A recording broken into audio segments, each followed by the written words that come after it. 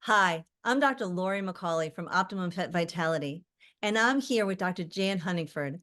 Dr. Jan was one of my first interns, quickly to become a great friend, way back in the early 2000s. We even studied for boards together. We teach the pain management course for VIN together, and she's the VIN pain management and rehab consultant. She is a very, very special lady. Right now, we want to bring you some exciting information about fascia. I want to share with you my story. After 6 years in general medicine, I was bored. I needed more. I felt like I needed to do more for my patients, but I didn't know what. For those of you who know me, you know I started the first rehab clinic and designed the first canine underwater treadmill. Still wasn't enough. I went through acupuncture and chiropractic certification. I taught the rehab certification course and was teaching interns who always had great questions that we could both learn from together. I still knew there was more. I found it when I learned how to work with fascia. My goal is to never hear again, Doc, I had to put him to sleep. He couldn't get up anymore. Or he just lays around. He's getting old. There are 14-year-old dogs who are competing in agility. We can keep them comfortable and give them pain-free quality of life. VIN is even integrating this type of information into their pain management course that Jen and I teach. We teach the non-pharmacological pain management section. VIN realizes that this is cutting-edge medicine. Jan and I are two of about 120 veterinarians that are board certified in canine sports medicine and rehabilitation in the world. Most of the others are surgeons. Rehabilitation is all we do. We are on the ground, working in the field day in and day out. We both have multiple other certifications. Jan with her master's in traditional Chinese veterinary medicine. We're both certified in acu and chiro and rehab, as well as all the other techniques we've learned along the way. Our goal at this point in our life is to empower others, specifically you, to take care of the dogs, to teach you and have your cups of satisfaction runneth over, and then through the ripple effect, fill our cups. We want you to have those amazing moments we've had every day. Listen to a phone message I got when I was introduced to fascia work. Dr. Laurie, it's Becky with Scout. You have to see this in order to believe it. His mobility today is like it was 2-3 years ago. I mean, he's actually running, not just, trotting like 1, 2, 3, 4, like running up the hill. It's unbelievable. I can't believe what I'm seeing. I mean, it's the most beautiful thing. And he's just full of energy. I mean, he always is, but to see him running, cantering, it's not even a trot. It's like, let's go, Becky, Granny, let's go. So this is something we're going to need to continue because this is unbelievable. So I want you to be able to hear what we hear every day from our clients. That was literally the first day I started working with fascia. It was awesome. Let's go through some fun fascial facts. Did you know that fascia is an organ that affects the entire body? Fascia does more than just connect the tissues. It has a direct effect on nerves, blood flow, lymphatic drainage. It's a lot more than just muscles. When there's tension in the fascia, it can actually decrease function. Fascia surrounds every cell in the body. That's from new research. If you see or feel stiffness, like being slow to rise, it can be fascia related. There are fascial planes that connect different parts of the body. They're called fascial lines, and we can actually affect them pretty easily. So think about the knee bone's connected to the shoulder bone. I don't know if you're old enough to remember that song, but there's truth to the fact that there are connections throughout the body. Trigger points are connected to and are directly related to the fascia. When we work on one, we're frequently working on both. Treating the fascia can make a patient feel better immediately, not after 4 to 6 treatments or several days later. We can literally see a change as we're working on our patients. I call it melting. They turn into a puddle as you relieve their pain. They melt into the floor. Fascia is a part of why acupuncture works. The needles directly affect the fascia. The needle goes in, and when it spins, it twists the fascia around, pulling it in either one direction or the other. That's why we can see different effects if we twist the needle clockwise versus counterclockwise. Fascial restrictions increase with age. Relieving them improves quality of life and mobility. Neurological issues can be improved by relieving fascial restrictions. Now, I'm not saying fascia always returns nerve function, yet, when we have fascial restrictions around the nerve, it can definitely cause decreased function. And when we free up that fascia, we can see improved function. Think about nerve flossing if you've ever done that or had it done to you. It's the same thing. We're relieving the tension around the nerve so it can function to the best of its ability. Relieving fascial restrictions and trigger points can improve quality of life for any patient, and it can improve performance for our athletes. It gives them the competitive edge. It's allowing them to have the longest stride possible because we don't have those restrictions. Trauma leads to scar tissue. That also leads to fascial restrictions. And trauma can be as small as shaking their head into the wall, sliding into a solid surface, being tumbled by another dog, a simple fall, and of course, surgery.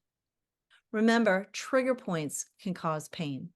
It can cause restricted motion, increased tissue stiffness, and overall, because we're not stretching and contracting the muscle fibers fully, can lead to atrophy. Scar tissue does the same thing.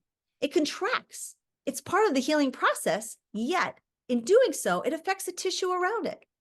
Think about space scars, CCL scars, abdominal incisions, muscle strains. Any kind of scar leads to shortened tissue, whether it be the skin, if it's attached to the muscle itself, it's all related to the fascia, unless we work to normalize it.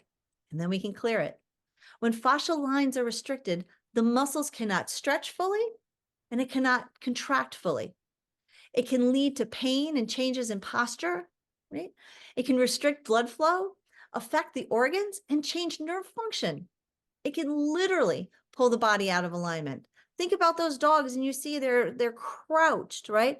Or they're doing this, or they may be shifted to one side even when they're standing. It's not all the time, but that could be a fascial restriction. I know we want what's best for our patients and our pets. I've been there in practice, wishing I could help the dog in front of me and not knowing why they were lame or stiff or sore or being less active.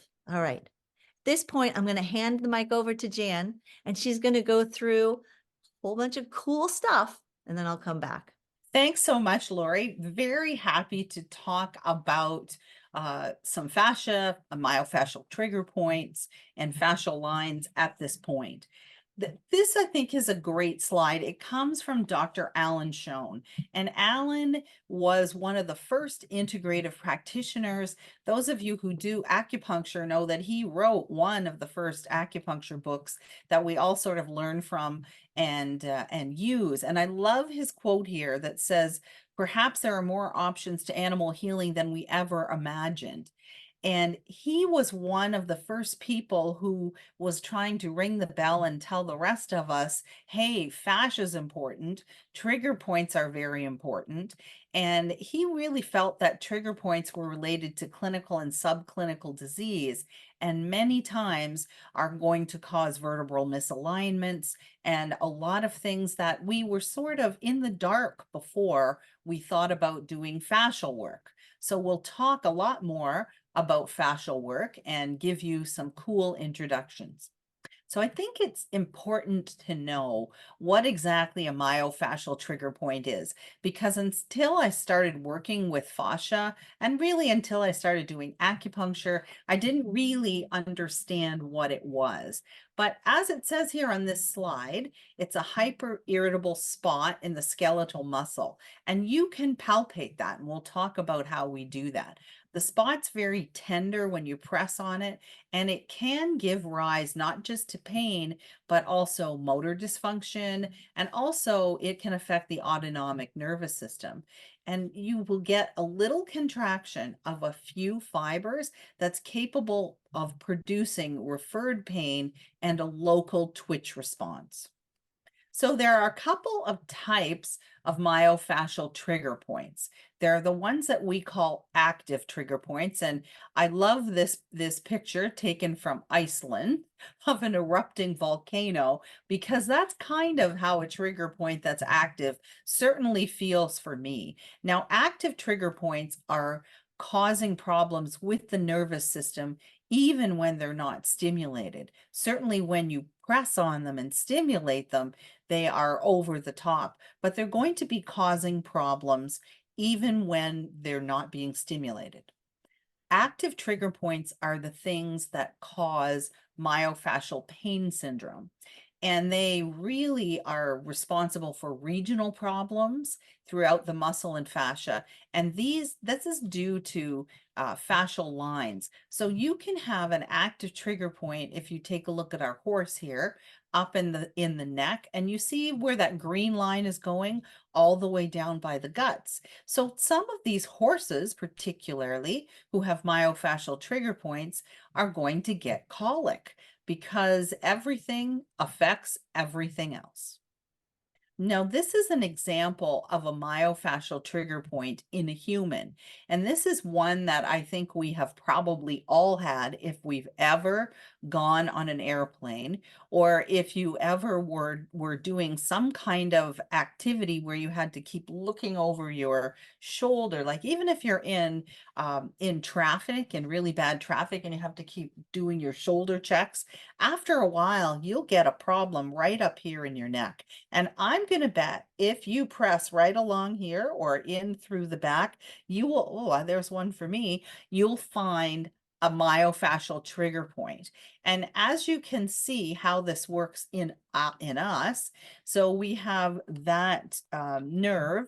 You can see the little red arrow showing how it goes up into the brain, and it's transmitting the pain signals, and it's actually then going back down and affecting other parts of the brain. This is the reason why in humans who have heart attacks, because of the fascia, you actually get pain radiating down your left arm. And the very interesting thing, and in our fascia course, we talk more about it is, but the interesting thing is the person who figured that out was Dr. Travell. And she was a cardiologist at first, and then became super interested in fascia, myofascial pain, and myofascial trigger points. So this is a lovely spot in Japan, Mount Fuji, but Mount Fuji used to be a volcano. However, it is not now, and it is an example of a latent trigger point. So latent trigger points are like Mount Fuji. They just sit there and they have the possibility of being able to erupt, but if you're not disturbing them, they're not going to. Now, your latent trigger points are something that have to be stimulated in order to cause pain. The other term that may not be familiar to people is the local twitch response, or the jump sign. And it is another motor component of the myofascial trigger points. What it is it's really a spinal reflex that you see as a result of stimulating your taut band. So if you manually stimulate a trigger point like that one up in your neck, you might find that the muscles around there twitch if you've got a really bad one. But I'm going to show you a great video that I took of one of my patients. Now, when Dr. Travell and Simons were talking about myofascial trigger points, they talked about the jump sign or the twitch sign as being one of the hallmarks of the presence of myofascial trigger points. So we don't always get a jump sign or a twitch sign, but if we do, we know that trigger points are present. So this is our little video of the jump sign. So I'm palpating with pincer palpation this dog's trigger points. And if you see at the top there where everything is twitching, that is our jump sign. So this poor dog has a lot of myofascial pain, and I can isolate that. And after I isolate it, I can treat it. And I'm going to show you how to treat it as well. So the etiology of myofascial trigger points, how in the heck do the dogs get them? Well, there are a lot of different ways that they can come about. One of the most common things is mechanical overuse. So we call it unaccustomed eccentric contraction, maximal or submaximal concentric contraction. What does that mean? Well, it really means muscle overuse. And when we talk about eccentric contractions, think about yourself when you're doing biceps curls. You curl up your muscle, and that is a concentric contraction. You curl it down slowly, slowly, slowly, and that's an eccentric contraction. We know with eccentric contraction, they actually will cause more muscle damage. Now, although dogs do not do biceps curls, they do a lot of other activities that stress their muscles. Think about those agility dogs going back and forth between the weave poles. Those dogs are doing a lot of eccentric contractions. And if you're an unconditioned dog and you're doing that, then your muscles are not used to it. It's a great way to get myofascial trigger points. Or if you have a dog who's limping, that can cause a problem as well. Because if you're not using your right hind leg, you're putting way more mechanical stress on your left or on your front legs. So you're getting stress in the muscle. It's going to create myofascial trigger points. The second thing there is direct trauma. And I put the little blue box over there as well, because we think about direct trauma, we maybe think of a fracture, we think of a dog hit by a car, and some of those dogs are going to have prolonged immobility from that. If they have to have surgery or if they're old, they certainly will have prolonged immobility. Now think about your dogs post, say, TPLO. Those dogs are going to get a lot of myofascial trigger points. Why? Well, they're immobile for quite a period of time. Their whole body mechanics is off. If you think about the myofascial lines, there's something that's going through the leg that's going to come up and affect the neck. So it really is a very good way to set up the body to get myofascial trigger points and myofascial pain syndrome. And then low level there, persistent muscular contractions. That's what we see, again, secondary to surgery or secondary to perhaps if you have a dog who has immune-mediated polyarthritis, something like that, where you get abnormal posture, even just osteoarthritis, you're going to do some kind of motion that the body's not supposed to. Now, repetitive motion, we know that that happens with us, but it can also happen with some of our working dogs or some of our pet dogs, depending upon what they're doing. Think about those dogs who love to play frisbee or love to play ball, and over and over and over again, they're stopping to get that ball. That's really good repetitive stress on the front end. So we've learned what trigger points are. Now I know you all want to know, how do we identify them? Well, we can only identify them by palpation.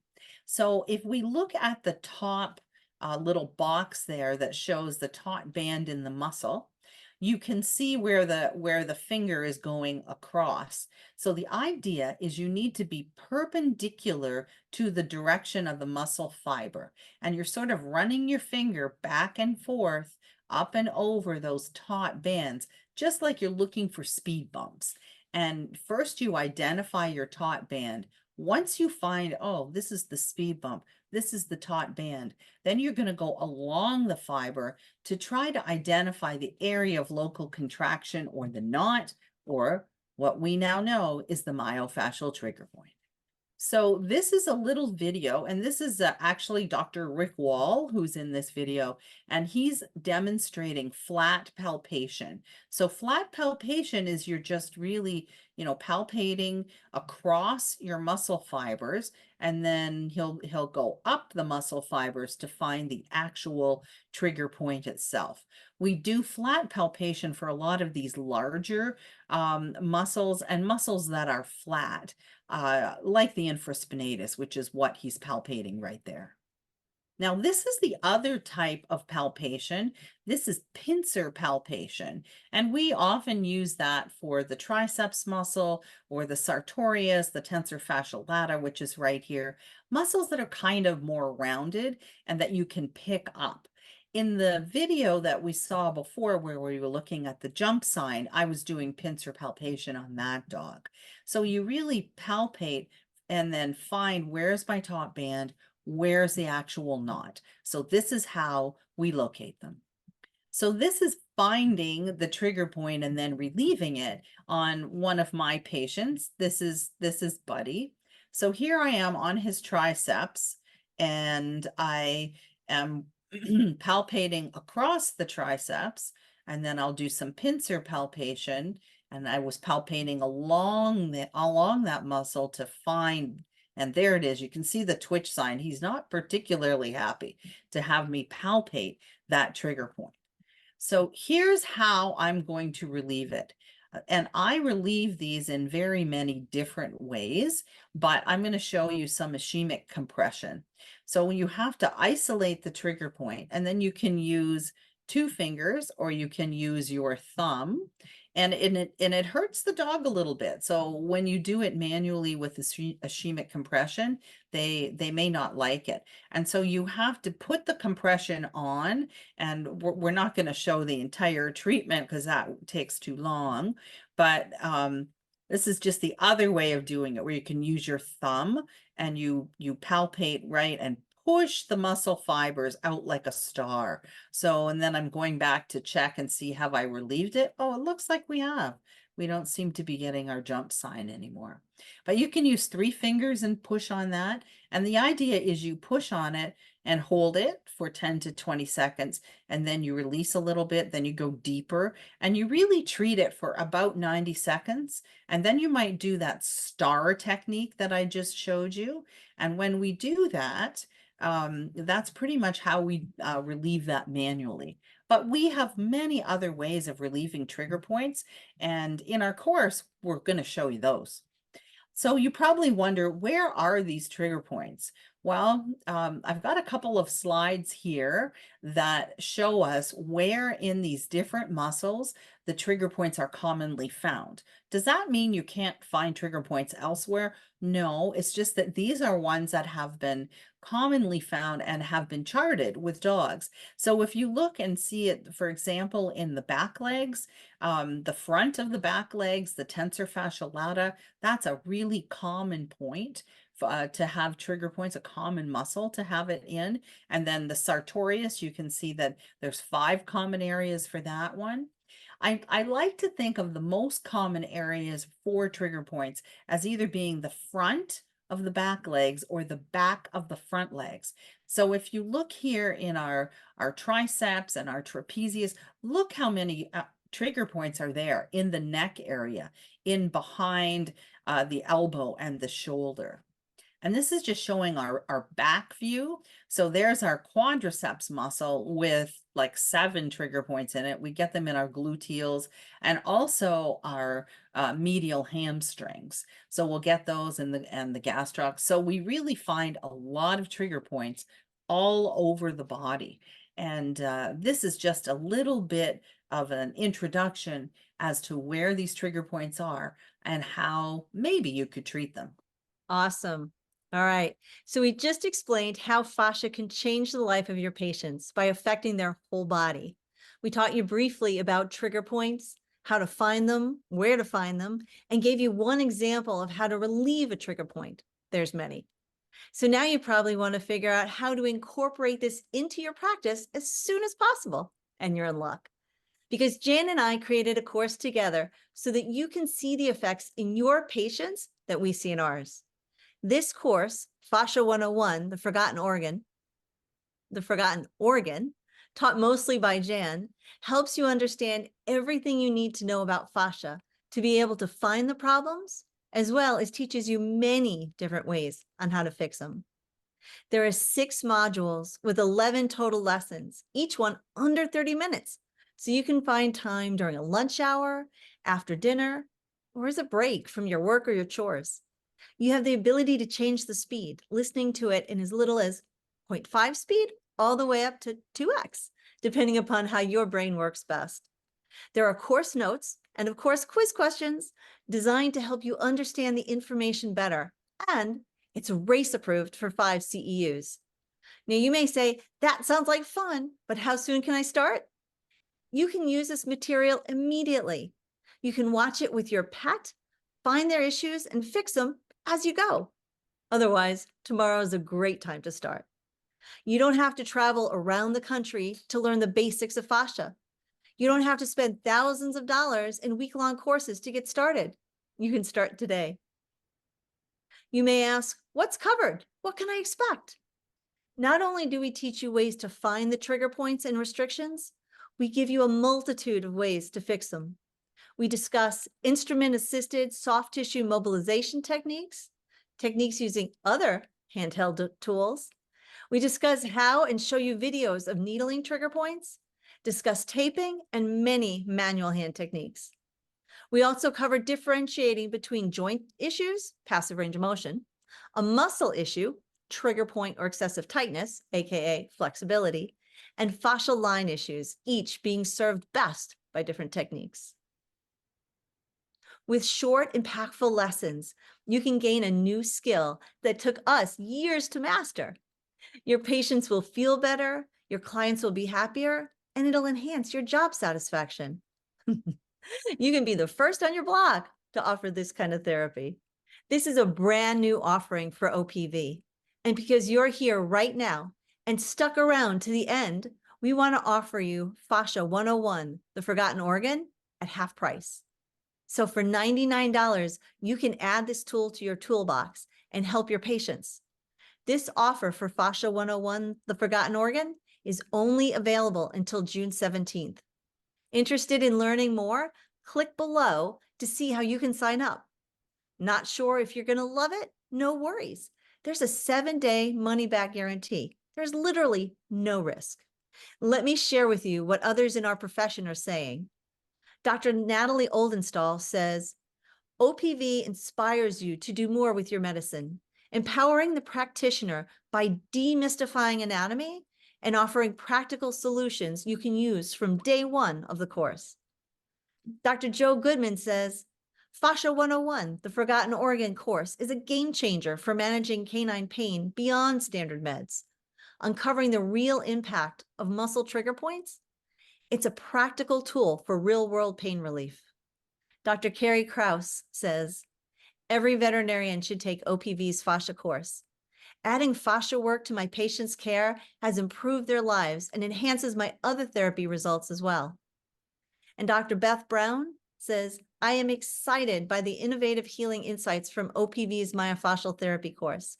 Dr. Jan Huntingford's expertise breathed new life into my veterinary practice. Have questions? We'd love to answer them for you. Pop them into the chat, and you have both Jan and I to answer questions on the course and on treating fascia. Let us help you be able to help your patients starting now. Great. Click on the link below and learn how to help your patients feel better today.